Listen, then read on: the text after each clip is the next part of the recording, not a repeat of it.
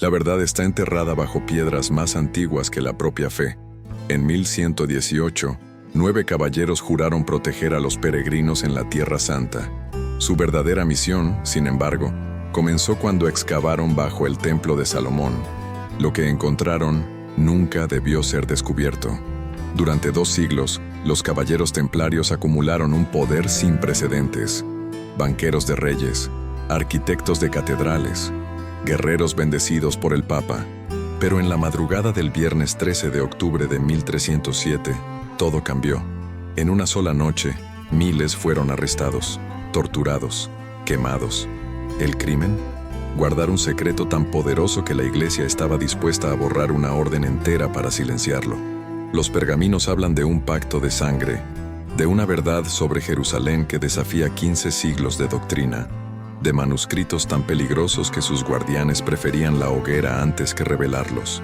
Se dice que Jacques de Molay, el último gran maestre templario, mientras las llamas consumían su cuerpo, no murió suplicando perdón, murió protegiendo algo, y ese algo sigue oculto, esperando. Para entender la magnitud de este misterio, debemos regresar a la Jerusalén del siglo XII, una ciudad donde 3 religiones convivían en una frágil armonía, sostenida por el filo de espadas cruzadas. Las cruzadas habían transformado el paisaje político y espiritual de Europa. Miles de peregrinos cristianos viajaban hacia una tierra santa conquistada, pero peligrosa. El camino estaba plagado de bandidos y la muerte acechaba en cada paso. Fue entonces cuando Hugo de Payens y 8 caballeros más fundaron lo que llamaron la pobre milicia de Cristo y del Templo de Salomón. El rey Balduino II de Jerusalén les concedió como cuartel los establos del antiguo Templo de Salomón, lugar donde, según las leyendas, se guardaban secretos desde los tiempos bíblicos. Durante 9 años, estos 9 hombres permanecieron en Jerusalén, oficialmente protegiendo caminos, extraoficialmente excavando. Bernardo de Claraval, uno de los clérigos más influyentes de la época, presentó a estos caballeros ante el Concilio de Troyes en 1129. Lo que había comenzado como un pequeño grupo de nobles empobrecidos se transformó, casi de la noche a la mañana, en una orden militar bendecida por el Vaticano, exenta de impuestos y responsable únicamente ante el Papa. ¿Qué descubrieron bajo el templo que les otorgó tal poder? ¿Qué conocimiento prohibido llevó a la Iglesia a elevarlos tan alto, solo para después destruirlos tan completamente?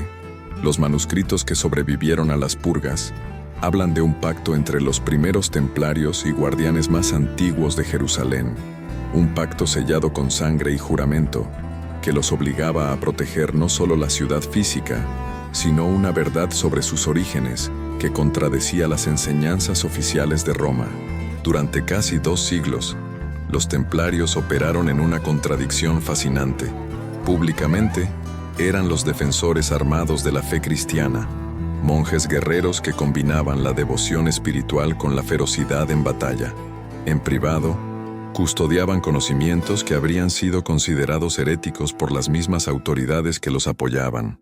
El manuscrito de Chinon, redescubierto en los archivos secretos del Vaticano apenas en 2001, revela que el Papa Clemente V absolvió a los templarios de todas las acusaciones de herejía, pero el documento llegó demasiado tarde para salvarlos.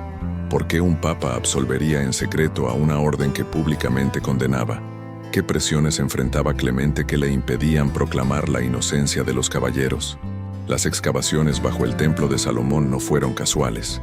Los 9 caballeros fundadores llegaron a Jerusalén con mapas, con instrucciones precisas, con conocimiento previo de lo que buscaban. La pregunta crucial no es qué encontraron, sino quién les dijo dónde buscar. Los registros templarios, fragmentados y dispersos tras su persecución, mencionan la Biblioteca de Alejandría, no la original, destruida siglos antes, sino una colección de manuscritos salvados y protegidos por una hermandad que precedió a los templarios. Textos en arameo, griego y lenguas más antiguas que contenían genealogías prohibidas, evangelios rechazados por la Iglesia oficial, mapas de un Jerusalén subterráneo que se remontaba a épocas precristianas, La conspiración contra los templarios comenzó mucho antes del amanecer de aquel viernes 13. Felipe IV de Francia, conocido como Felipe el Hermoso, estaba profundamente endeudado con la orden. La tesorería real francesa se desangraba tras años de guerras costosas.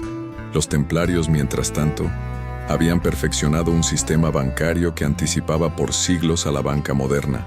Podían transferir enormes sumas de un extremo a otro de Europa sin mover una sola moneda físicamente.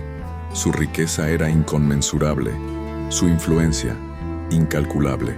La traición comenzó con un hombre, Esquiu de Floirac, un templario expulsado que ofreció al rey información sobre supuestas prácticas blasfemas dentro de la orden. Sus acusaciones eran grotescas: adoración de ídolos, ritos obscenos, negación de Cristo, besos indecentes durante las ceremonias de iniciación. Felipe vio su oportunidad, con la complicidad de Guillermo de Nogaret, su consejero legal, y el apoyo reluctante del Papa Clemente V, un francés que debía su tiara papal a la influencia del rey, orquestó el movimiento más audaz de su reinado. Las órdenes selladas se enviaron por todo el reino con instrucciones estrictas: no abrirlas hasta la noche del 12 de octubre.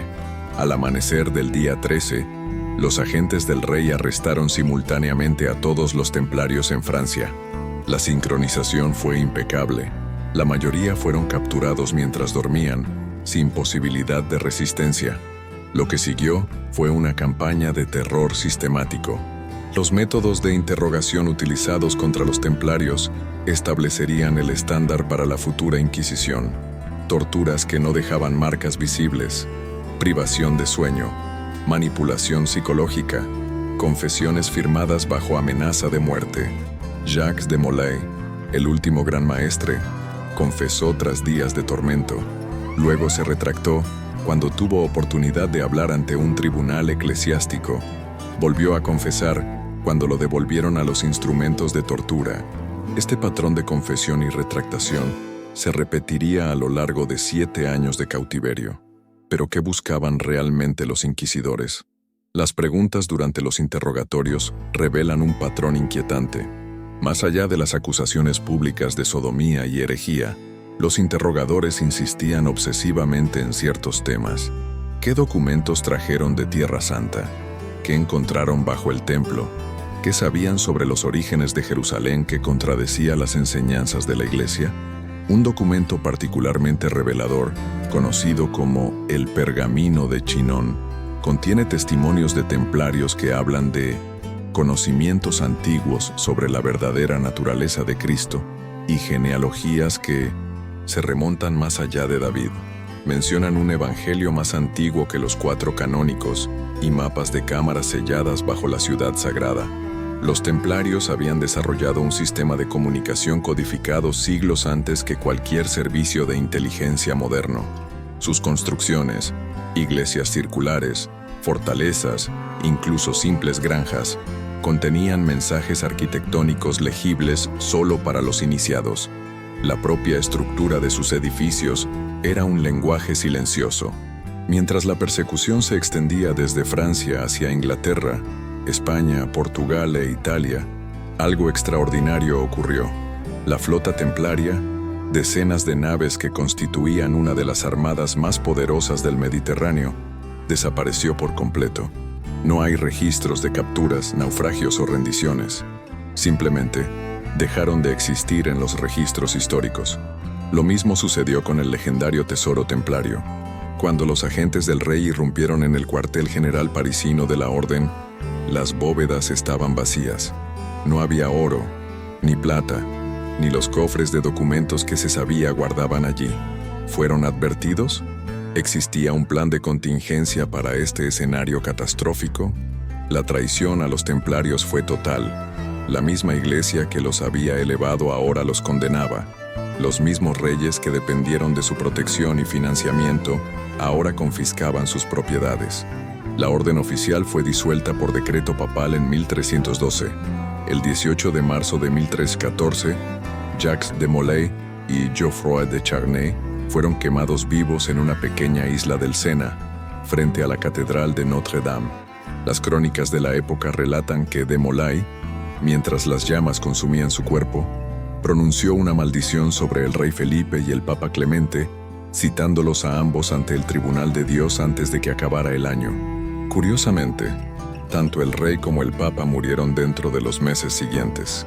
Pero la verdadera pregunta persiste: ¿por qué una orden tan poderosa, con miles de miembros distribuidos por toda Europa y Medio Oriente, con recursos militares y financieros que rivalizaban con los de cualquier reino, se dejó destruir sin apenas resistencia?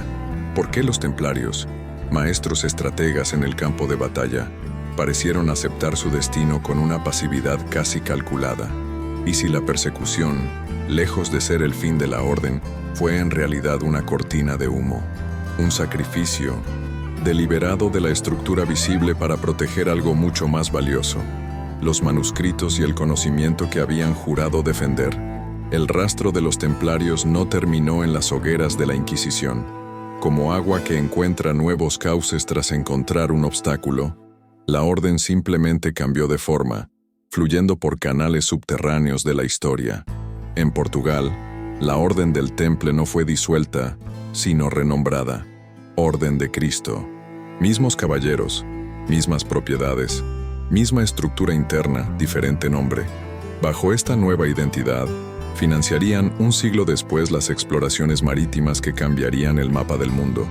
No es casualidad que las carabelas de exploradores como Vasco da Gama y Cristóbal Colón navegaran bajo velas marcadas con la cruz templaria. En Escocia, los templarios encontraron refugio entre clanes que mantenían antiguas disputas con la Iglesia romana y con la corona inglesa.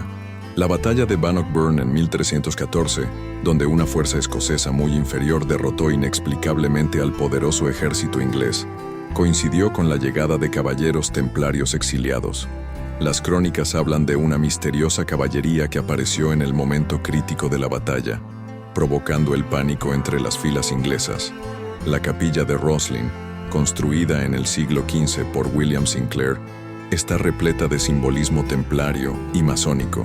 Sus tallados incluyen plantas del Nuevo Mundo décadas antes del supuesto descubrimiento de América. Sus columnas codifican conocimientos de geometría sagrada que encontramos en construcciones mucho más antiguas, como las pirámides egipcias. Pero ¿qué relación tienen estas supervivencias templarias con los manuscritos ocultos de Jerusalén? Un documento fascinante, el manuscrito de Estrasburgo, descubierto en los archivos de la catedral en 1944 durante la ocupación nazi y luego misteriosamente desaparecido, contenía lo que parecían ser instrucciones cifradas, referencias a la sangre que no es sangre, la línea ininterrumpida desde el principio y el verdadero cimiento de la ciudad santa. El término sang real, que aparece repetidamente en documentos templarios, ha sido interpretado tradicionalmente como sangre real o linaje real, pero algunos lingüistas sugieren que podría ser un juego de palabras deliberado que también significa santo grial. ¿Y si ambas interpretaciones fueran correctamente incorrectas?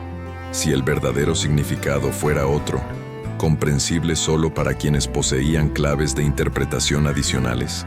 Los templarios desarrollaron un sofisticado sistema de banca internacional siglos antes que los Medici. Inventaron los cheques de viajero, las transferencias entre sucursales, incluso formas primitivas de crédito. Pero su sistema financiero tenía otra función menos conocida. Servía como red de comunicación encubierta. Cada transacción podía contener mensajes codificados. Cada recibo podía ser, para ojos iniciados, una página de un libro invisible. La misteriosa cabeza barbada que supuestamente adoraban los templarios, mencionada en múltiples testimonios durante los juicios, ha sido interpretada como todo, desde una representación de Baphomet hasta la cabeza decapitada de Juan el Bautista. Pero hay otra posibilidad más inquietante, que fuera la representación de un conocimiento literalmente capital, del latín caput, cabeza, un conocimiento fundamental sobre los orígenes de las tradiciones abrahámicas. Entre los objetos confiscados durante las redadas iniciales contra los templarios, los registros mencionan repetidamente cordones de seda de colores diferentes. Estos cordones, aparentemente insignificantes, podrían haber sido quipus, un sistema de registro de información mediante nudos, utilizado por civilizaciones precolombinas, pero también conocido en antiguas culturas del Medio Oriente. Un sistema para preservar conocimiento sin escritura, prácticamente indescifrable para los no iniciados. La obsesión templaria con la geometría se manifestó en cada aspecto de su legado arquitectónico. Sus construcciones sagradas incorporaban proporciones basadas en la sección áurea, orientaciones astronómicas precisas y acústica que desafía la tecnología de su época. ¿Por qué una orden militar dedicaría tantos recursos a estas sutilezas matemáticas? ¿Y si cada edificio templario fuera no solo un lugar de culto, sino una página de un libro monumental escrito en piedra? Un aspecto poco explorado de la persecución templaria es el destino de las templarias, las mujeres de la orden. Aunque no tan numerosas como sus contrapartes masculinas, existían casas templarias femeninas. Durante la persecución, estas mujeres recibieron mucha menos atención que los caballeros. Muchas simplemente desaparecieron de los registros. Podría ser que, mientras los caballeros atraían toda la atención con su dramático martirio, las hermanas templarias estuvieran moviendo silenciosamente los manuscritos más valiosos hacia refugios seguros. En el Archivo Nacional de París existe un documento intrigante fechado en 1307, pocas semanas después de los arrestos masivos. Describe la llegada al puerto de La Rochelle de 12 damas de noble aspecto, acompañadas por un anciano. Partieron en una nave con emblemas templarios rumbo desconocido. La nave nunca fue registrada llegando a ningún puerto conocido. Los templarios mantuvieron durante toda su existencia una relación extraordinariamente cordial con ciertas órdenes sufíes islámicas y con sabios judíos. Este ecumenismo práctico resultaba desconcertante en una época de feroz antagonismo religioso. ¿Qué unía a estos representantes de credos supuestamente irreconciliables? ¿Qué conocimiento compartido trascendía las divisiones teológicas superficiales? Un manuscrito en la Biblioteca de Alejandría, redescubierto en el siglo XIX y luego perdido durante los conflictos coloniales, hablaba de los guardianes de las tres verdades y mencionaba explícitamente a los caballeros francos que excavaron bajo el templo como los nuevos portadores de un conocimiento ancestral. Las últimas palabras atribuidas a Jacques de Molay, antes de que las llamas silenciaran su voz, fueron: «La verdad no arde», una declaración enigmática que podría interpretarse como un acto final de desafío o como un mensaje codificado para los supervivientes de la orden. Si lo que los templarios protegían era efectivamente una verdad histórica documentada, entonces ni siquiera la destrucción física de la orden podría eliminarla. Los estatutos templarios, sorprendentemente avanzados para su época, incluían estrictos códigos de higiene personal, dietas equilibradas y atención médica basada en conocimientos que Europa no redescubriría hasta siglos después. Su aproximación a la medicina combinaba saberes árabes, técnicas judías e incluso prácticas orientales que solo pudieron adquirir a través de contactos con culturas muy distantes. Sus hospitales de campaña lograban tasas de supervivencia inexplicables para los estándares medievales.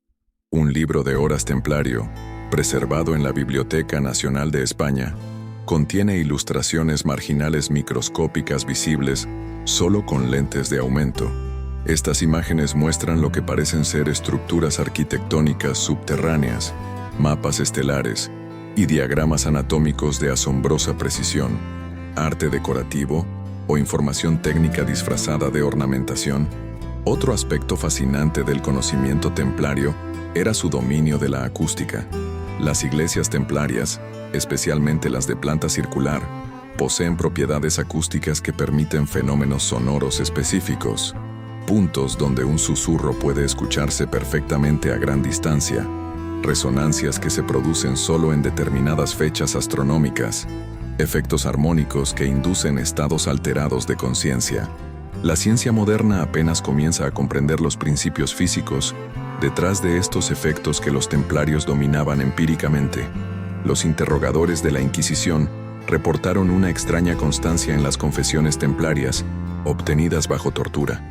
A pesar de estar incomunicados entre sí, Muchos caballeros recitaron exactamente las mismas frases aparentemente sin sentido al quebrar bajo tormento.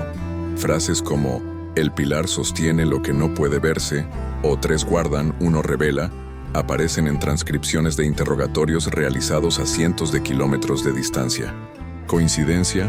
¿O un método de preservar información fragmentada que solo cobraría sentido cuando todas las piezas se reunieran? ¿Y qué hay de la conexión con los constructores de catedrales? Los maestros masones medievales, responsables de las grandes catedrales góticas, compartían un corpus de conocimiento técnico que no estaba documentado en ningún manual escrito. Este conocimiento, transmitido oralmente de maestro a aprendiz, incluía soluciones arquitectónicas que desafiaban la tecnología de la época. La disolución de la orden templaria coincidió sospechosamente con la aparición de las primeras logias masónicas formales en Europa. Un símbolo recurrente en las propiedades templarias es el Agnus Dei, el Cordero Místico. Representado en un estado de muerte y resurrección simultáneas, este símbolo contiene paralelismos inquietantes con tradiciones precristianas sobre deidades que mueren y renacen. ¿Estaban los templarios sugiriendo una continuidad entre estos cultos antiguos y el cristianismo que oficialmente defendían? Los manuscritos de la persecución, aquellos documentos que registran los procesos contra la orden, contienen inconsistencias reveladoras.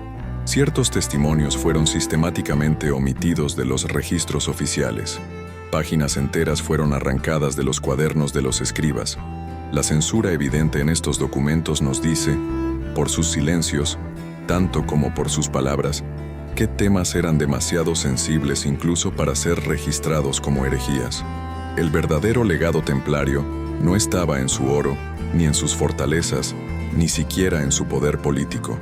Estaba en lo que descubrieron bajo las ruinas del Templo de Salomón, una verdad sobre Jerusalén tan fundamental que amenazaba con reescribir no solo la historia del cristianismo, sino la de las tres grandes religiones abrahámicas.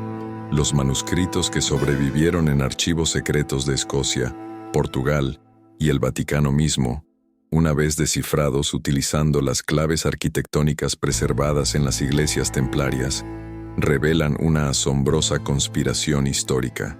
El hallazgo templario tenía tres componentes interconectados. Primero, un conjunto de evangelios gnósticos más antiguos que los textos canónicos, escritos en arameo y griego antiguo. Estos textos, predecesores de los encontrados en Nag Hammadi en 1945, presentaban una versión de las enseñanzas de Cristo radicalmente diferente de la doctrina oficial. En ellos, Jesús aparecía no como único Hijo de Dios, sino como un maestro iniciado en tradiciones esotéricas mucho más antiguas, transmitidas desde civilizaciones anteriores. Segundo, documentos genealógicos que trazaban linajes ininterrumpidos desde la antigua Jerusalén hasta familias europeas medievales. Estas genealogías, meticulosamente preservadas por comunidades judías en la diáspora y por cristianos orientales aislados de Roma, sugerían que ciertas dinastías europeas descendían directamente de linajes bíblicos, no solo del linaje davídico, como se ha especulado popularmente, sino de una línea sacerdotal mucho más antigua que se remontaba a tradiciones prehebreas. Y tercero, lo más perturbador para la ortodoxia medieval, mapas y planos arquitectónicos de niveles subterráneos bajo Jerusalén que databan de épocas anteriores a la ocupación hebrea de Canaán. Estos planos revelaban que el Templo de Salomón y posteriormente el Templo de Herodes y la Mezquita de Al-Aqsa se construyeron deliberadamente sobre estructuras sagradas mucho más antiguas. Estructuras que sugerían un origen común para las tradiciones religiosas que posteriormente se dividirían en judaísmo, cristianismo e islam. La verdad que los templarios juraron proteger era tan simple como revolucionaria. Jerusalén no era simplemente una ciudad conquistada y reclamada por diferentes pueblos a lo largo de la historia. Era el centro de una tradición espiritual que precedía a las religiones actuales por milenios. Una tradición que entendía las escrituras sagradas no como registros históricos literales, sino como mapas codificados del desarrollo espiritual humano. Los documentos templarios hablaban de la continuidad, un linaje de guardianes que se remontaba hasta los constructores originales del primer templo en el monte Moria. Estos guardianes no eran exclusivamente judíos, cristianos o musulmanes.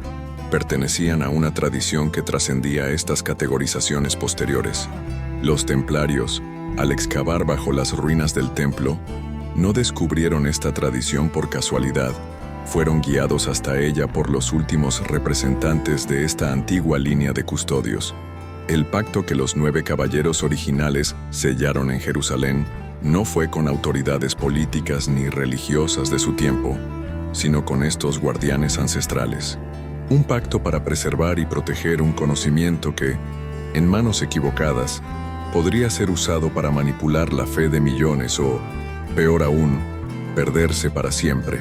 La verdadera misión templaria nunca fue reconquistar Tierra Santa por la fuerza. Era una misión mucho más sutil, mantener viva una comprensión más profunda de los orígenes sagrados compartidos por las religiones abrahámicas, una comprensión que podría eventualmente trascender los conflictos sectarios y restaurar una visión unificada de la tradición espiritual humana. Esta es la razón por la que los templarios, maestros tácticos en el campo de batalla, apenas ofrecieron resistencia cuando comenzó la persecución. El martirio público de la orden fue, en realidad, una distracción calculada. Mientras reyes y papas se repartían propiedades templarias visibles y quemaban caballeros en plazas públicas, una red subterránea de iniciados transportaba los verdaderos tesoros de la orden, los manuscritos, los mapas, el conocimiento antiguo, hacia refugios seguros dispersos por Europa, el norte de África y posiblemente incluso más allá.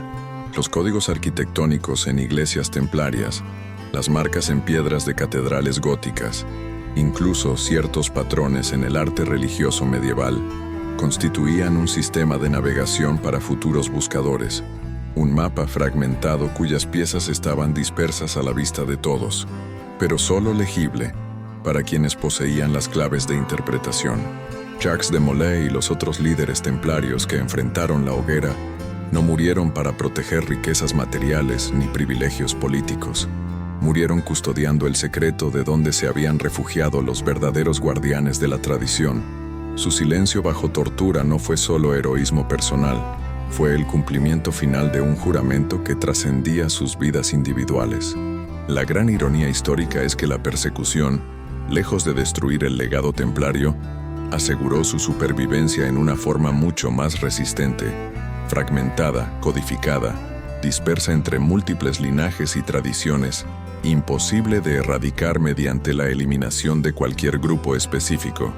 Lo que los templarios protegieron no era simplemente una verdad histórica alternativa, era una comprensión de Jerusalén como símbolo viviente de la unidad espiritual humana, un entendimiento que amenazaba el monopolio interpretativo de las jerarquías religiosas establecidas.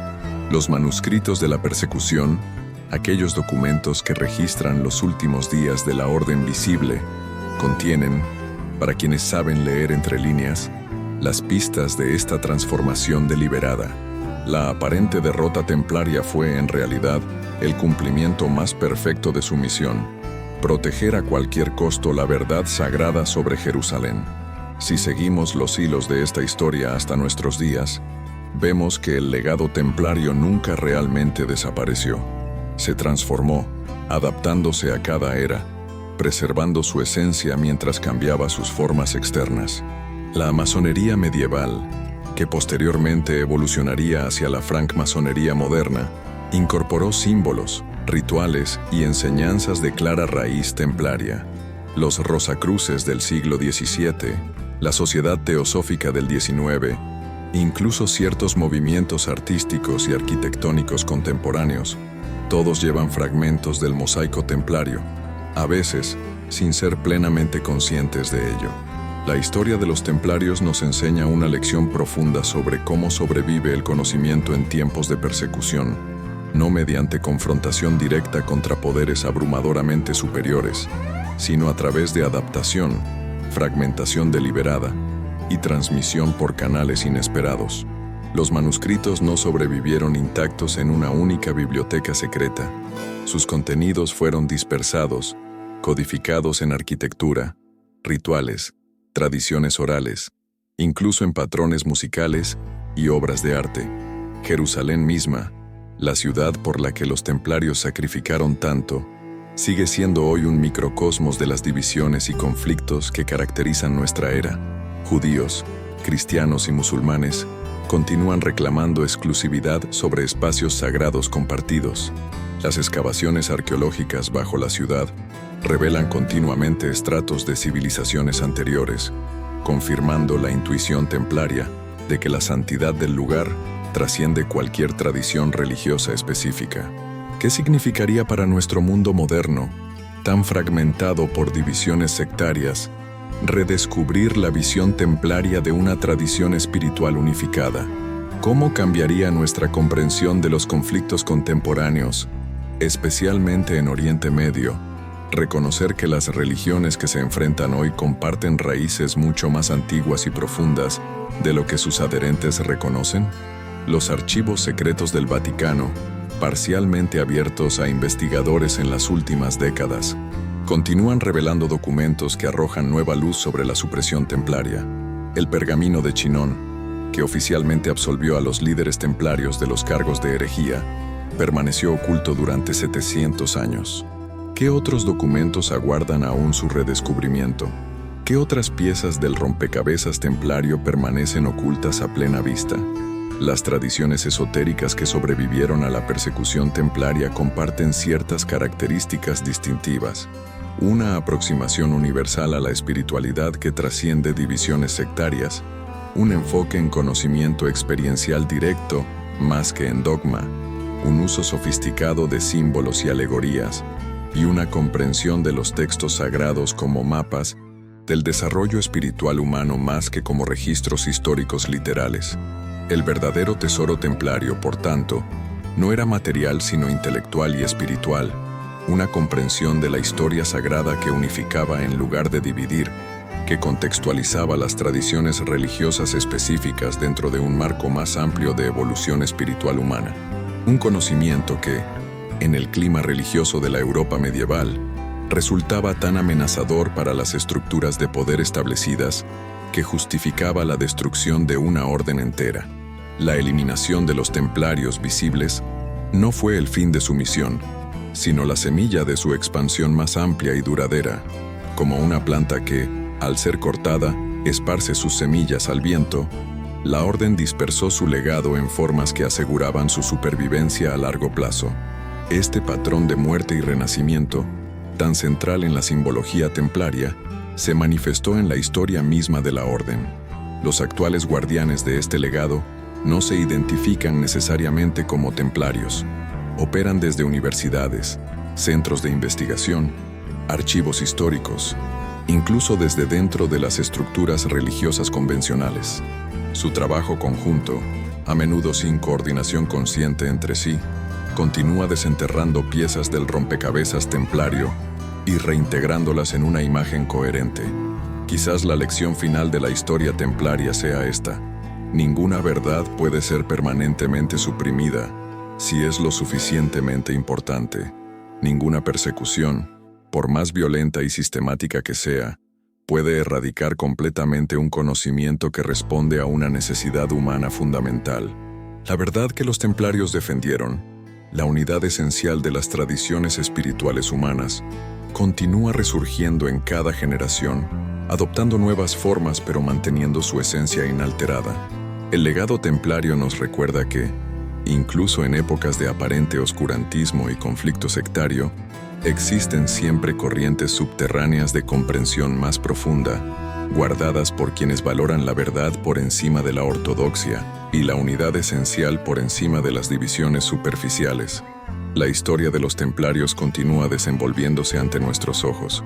Cada nuevo descubrimiento arqueológico en Jerusalén, cada documento desclasificado en archivos europeos, cada avance en tecnologías que nos permiten descifrar textos antiguos y analizar estructuras arquitectónicas, añade nuevas piezas al mosaico. Estamos quizás más cerca que nunca de comprender plenamente qué encontraron aquellos 9 caballeros bajo el templo de Salomón hace más de 900 años. La verdad que consideraron digna de proteger con sus vidas, con su honor, con el sacrificio último de la orden misma, y esta comprensión llega en un momento crítico de la historia humana, en una era donde los conflictos religiosos continúan desgarrando sociedades, donde el sectarismo y el fundamentalismo amenazan con arrastrar regiones enteras hacia ciclos interminables de violencia. El mensaje templario de unidad esencial bajo la diversidad superficial resulta más relevante que nunca. Los manuscritos de la persecución, aquellos documentos que registran el aparente fin de la orden, contienen entre líneas el mapa de su renacimiento perpetuo.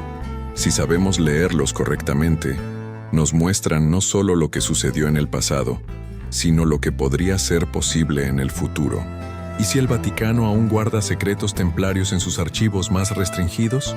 ¿Y si las excavaciones bajo la explanada de las mezquitas en Jerusalén eventualmente revelaran estructuras que confirmen lo que los templarios descubrieron? ¿Y si los conflictos que hoy parecen irreconciliables pudieran resolverse mediante una comprensión más profunda de nuestras raíces espirituales compartidas? La historia nunca termina. Se transforma, evoluciona, revela nuevas dimensiones con cada generación que la examina con ojos frescos. Los templarios entendieron esta verdad fundamental, que proteger el conocimiento no significa esconderlo permanentemente, sino asegurar su transmisión a través de los tiempos oscuros hasta que llegue una era donde pueda ser plenamente comprendido y apreciado. Quizás esa era sea la nuestra. La próxima vez que veas una antigua iglesia templaria o una catedral gótica con marcas masónicas, o incluso cuando contemples el complejo entramado de conflictos en Jerusalén moderna, recuerda esta historia. Piensa en aquellos caballeros que, hace casi un milenio, se atrevieron a mirar más allá de las divisiones de su tiempo y vislumbraron una verdad unificadora que trascendía fronteras religiosas y políticas. Y pregúntate, ¿qué secretos siguen esperando ser descubiertos? ¿Qué manuscritos antiguos? ¿Qué cámaras subterráneas? ¿Qué códigos arquitectónicos aún no descifrados podrían contener las claves para transformar nuestra comprensión del pasado y, con ella, nuestras posibilidades para el futuro? La historia de los templarios no pertenece solo al pasado. Es una historia viva, una invitación abierta a continuar la búsqueda, a descifrar los enigmas, a reconectar los fragmentos dispersos de una sabiduría ancestral que podría resultar sorprendentemente relevante para los desafíos de nuestro tiempo. ¿Te unirás a esta búsqueda?